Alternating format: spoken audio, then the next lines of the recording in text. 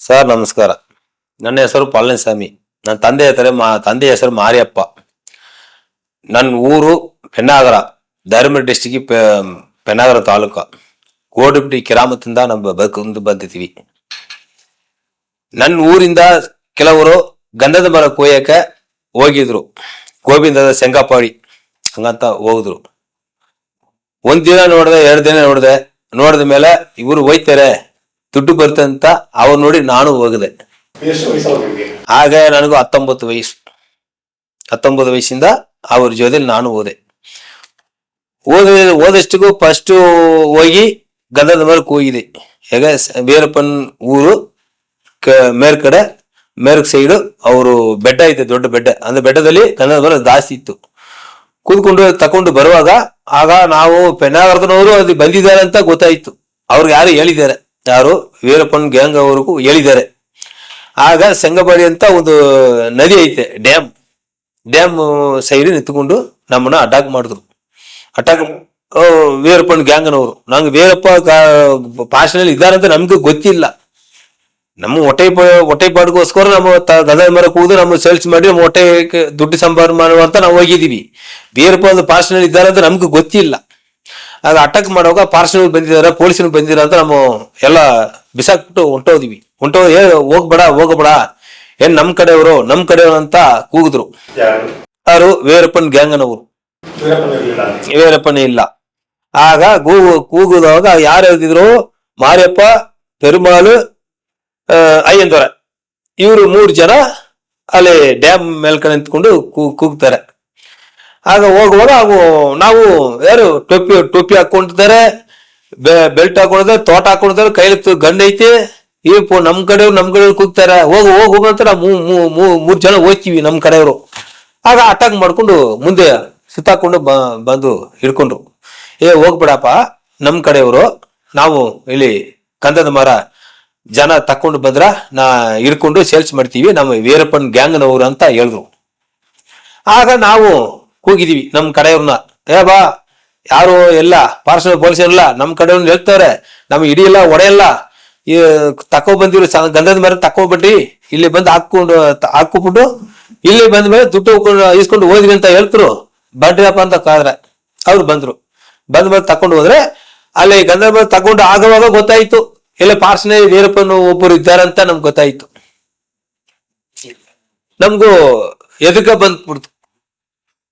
ಇವು ಕೈನಲ್ಲಿ ಗನ್ ಎತ್ತಿ ಕಟ್ಟಿಕೊಂಡಿದ್ದಾರೆ, ತೋಟ ಹಾಕೊಂಡಿದ್ದಾರೆ, ಟೊಪ್ಪಿ ಹಾಕೊಂಡಿದ್ದಾರೆ, ಬೆಲ್ಟ್ ಹಾಕೊಂಡಿದ್ದಾರೆ. ಆಗ ಪೊಲೀಸ್ ಏನಂತ ಎದಕ ಬಂದ್ಬಿಡ್ತು. ನಾವು ಆವಾಗ ಗದ ಹಾಕೊಬಿಟ್ಟು ದುಡ್ಡು ತಕೊಂಡು ನಮ್ ಮನೆಗೆ ಹೊಂಟೋಗ್ಬಿಟ್ಟಿವಿ. ಹೊಂಟೋದ್ಮೇಲೆ ತಿರ್ಗೆ 1 ವಾರ ಹೋದ್ಮೇಲೆ ತಿರ್ಗೆ ಹೋಗವ ನಮ್ಮ ಪೊಲೀಸಿನ ಹೋದ್ರೆ ಇರ್ಕೊಂಡು ಕೇಸ್ ಆಗೋರು.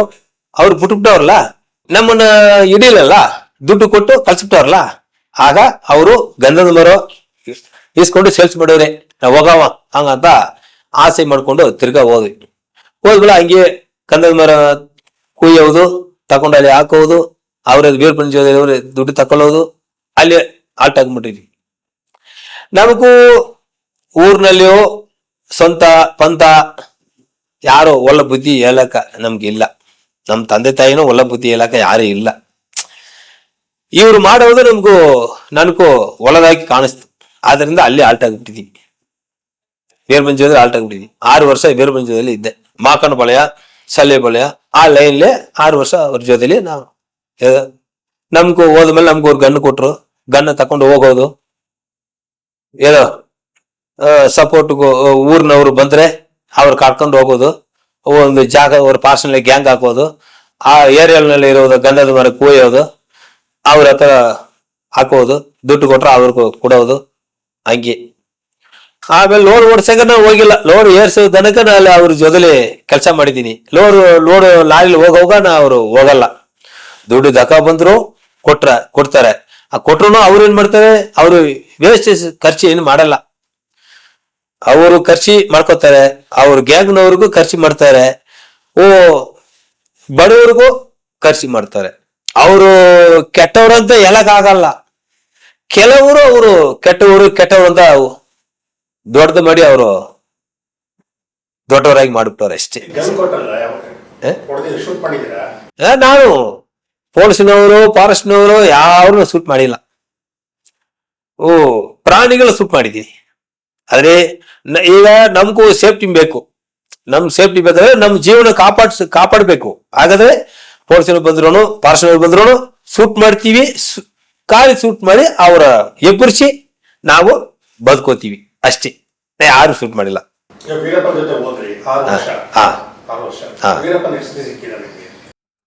ವೀರಪ್ಪನು ಈಗ ಒಂದು 10 ಕಿಲೋಮೀಟರ್ 8 ಕಿಲೋಮೀಟರ್ ದೂರದಾಗೆ ಕ್ಯಾಂಕ್ ಮಾಡಿ ಅಲ್ಲಿ ರೌಂಡ್ ಇರೋದು ಗಂಧದ ಮರಕ್ಕೆ ಹೋಗಿದ್ದು ಅಲ್ಲಿ ಅಟ್ಟಿ ಮಾಡೋದು. ಅವರು ಬಂದು ಈ ಗ್ಯಾಂಗ್ನಲ್ಲಿ ಸರಕು ಸೇರಿತಾ ಇಲ್ಲವಾ, ಆ ಗ್ಯಾಂಗ್ನಲ್ಲಿ ಸರಕು ಸೇರಿತಾ ಇಲ್ಲವಾ, ಇಲ್ಲ ಖಾಲಿ ಆಯ್ತಾ ಹಂಗಂತ ಅವರು ಸುತ್ತಾಡ್ಕೊಂಡು ನೋಡ್ಕೊಂಡು ಬರೋರು. ಎಲ್ಲೆಲ್ಲಿ ಸರಕು ಸೇರಿತಾ ಅಲ್ಲಿ ಗಾಡಿ ಬಂದು ತಕೊಬಂದು ಲೋಡ್ ಇಸ್ಕೊಂಡು ಹೋಗೋರು ಅಷ್ಟೇ. ಇವತ್ತು ಅವಂತ ಲೆಕ್ಕ ಏನೇ ಇಲ್ಲ.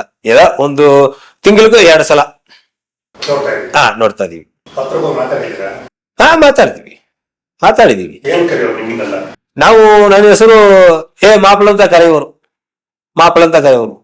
ಮೊಮ್ಮದ ಹಂಗಂತ ಕರೆಯೋರು. ನಾನು ಅವ್ರಿಗೂ ಮಾವ ಅಂತ ಕರಿತೀವಿ. ಏನಾದ್ರು ನಮಗೂ ಕೆಟ್ಟ ಅಭ್ಯಾಸದ ಅವರು ಬಯೋದಲ್ಲ, ನಾವು ಅವ್ರದ್ದು ಕೆಟ್ಟ ಅಭ್ಯಾಸದ ಮಾತಾಡಕ್ಕೆ ಸಾಧ್ಯ ಇಲ್ಲ. ನಾವು ಆವಾಗ 28 ಜನ ಇದೀವಿ. ಅರ್ಜುನ, ಮಾದಯ್ಯ, ಗೋವಿಂದ, ಗೋಂದ್ರೇಜಿ, ರಾಮ, ವೆಲ್ಲಯನ್, ಆಂಡಿಯಪ್ಪ, ವೀರಪ್ಪ, ಸೇತುಲ್ ಗೋವಿಂದ ಎಲ್ಲ 22 ಕೆಲವರು ಇದ್ದಾರೆ. ಹೆಸರು ಬರ್ತಾ ಇಲ್ಲ. ಎಲ್ಲ ಇದ್ದೀವಿ. ಎಲ್ಲ ಊರು ಸುತ್ತಾಡ್ಕೊಂಡಿದ್ವಿ. ಫಾರೆಸ್ಟ್ನಲ್ಲಿ ಇಲ್ಲ ಇದೆ ನಮ್ಗೆ ಎಲ್ಲಿ ಜಾಗ ಕಂದದ ಮರ ಸಿಕ್ಕುತ್ತೋ ಅಲ್ಲಿ ಹೋಗ್ತೀವಿ, ಬರ್ತಾ ಇರೋದು ಅಷ್ಟೇ. ಈಗ ನನಗೆ ಇನ್ನೊಂದು ಹೇಳಿ, ಕರೆಕ್ಟ್ ಮಾತಾಡ್ತಾ ಇದ್ದೀನಿ, ಒಂದು ಜಾಸ್ತಿ ಮಾತಾಡ್ತೀನಿ. ಫಾರೆಸ್ಟ್ ಅಲ್ಲಿ ಊಟ ತಿಂಡಿಗೆ ವೀರಪ್ಪನ್ ಏನ್ ಮಾಡ್ತೀವಿ ಸರ್? ಊಟ ತಿಂಡಿ ನಾವು ಒಂದು 8 ದಿನಗ ಒಂದ್ಸಲ ಇಲ್ಲ 10 ದಿನಗ ಒಂದ್ಸಲ ಫಾರೆಸ್ಟ್ ಸೈಡ್ ನಲ್ಲಿ ಇದೆಲ್ಲ ಮಲ್ಲಿಗೆ ಅಂಗಡಿ ಇತ್ತಿಲ್ಲ, ಅವ್ರು ಹಿಡ್ಕೊಂಡು ಅವ್ರ ಹತ್ರ ಹೋಗಿ ಸೀಟು ಒಂದು ಕೊಟ್ಟು, ಇಂದಂತ ಪದಾರ್ಥ ನಮ್ಗೆ ಬೇಕು, ನಿಮ್ಮ ಹತ್ರ ಇಲ್ಲಿದ್ರು ತಕೊಬಂದು ನಮಗ್ ಕೊಡ್ಬೇಕಂತ ಸೀಟ್ ಕೊಟ್ರೆ ಅವರೆಲ್ಲ ರೆಡಿಮೇಡ್ ಕೊಡ್ತಾರೆ. ರೆಡಿಮೇಡ್ ಕೊಟ್ರೆ ನಾವು ರಾತ್ರಿ ಒಳಗೆ ಹೋಗಿ ನಾವು ಹಗಲು ಹೊತ್ತು ಹೋಗಾಗ ಆಗಲ್ಲ, ನೈಟ್ ಹೊತ್ತು ಹೋಗಿ ಬರ್ಬೇಕು. ಗಂಧದ ಮರಕ್ಕೂ ಈಗ ಬರ್ತಾರಲ್ಲ ಕೆಲವರು, ಅವರು ಬರ್ತಾರೆ. ಕೆಲವರು ಹೊಟ್ಟೆ ಪಾಡ್ಗೋಸ್ಕರ ಹೋದ್ರೆ ಒಂದು 10, 20, 30, 50 ಕೊಡ್ತಾರಂತ ಕೆಲವರು ಊರ್ನವರು ಬರ್ತಾರೆ. ಈ ಪದಾರ್ಥ ಕೊಟ್ರೆ ನಮ್ಗೊಂದು 100 ಕೊಡ್ತಾರೆ ಅಂತ ಬರ್ತಾರೆ.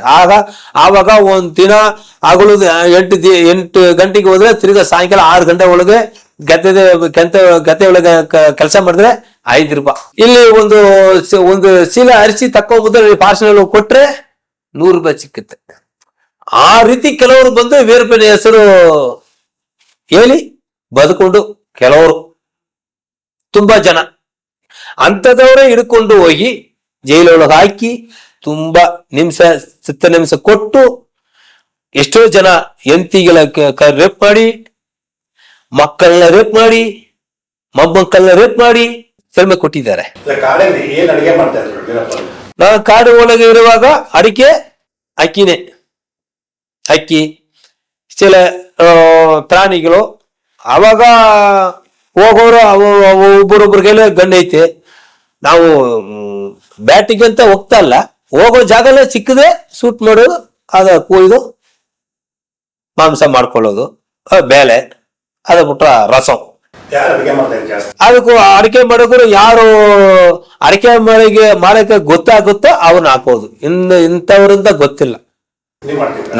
ನಾವು ಮಾಡಿಲ್ಲ. ಯಾರು ಅಡಿಕೆ ಮಾಡಿ ಗೊತ್ತಾಗುತ್ತೋ ಅವ್ರು ಹಾಕೋದು.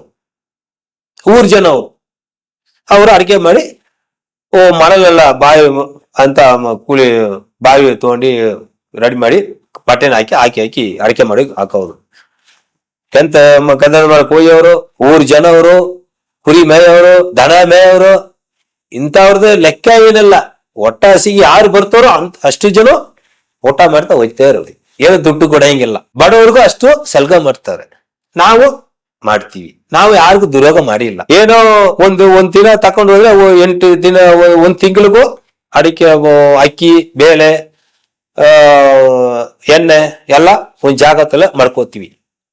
ತಿರ್ಗಾ ಒಂದಿನ ಹೋದ್ಮೇಲೆ ತಿರ್ಗಾ ಖಾಲಿ ಹೋದ್ಮೇಲೆ ತಿರ್ಗಾ ಒಂದಿನ ಇರುವಾಗ ಬಂದು ಅಲ್ಲಿ ಸೈಡ್ ಐತೆಲ್ವ ಮಲ್ಲಿಗಿಡ ಅವ್ರ ಹತ್ರ ಹೇಳಿ ತಕೊಂಡು ಹೊಂಟು ಬಿಡ್ತೀವಿ.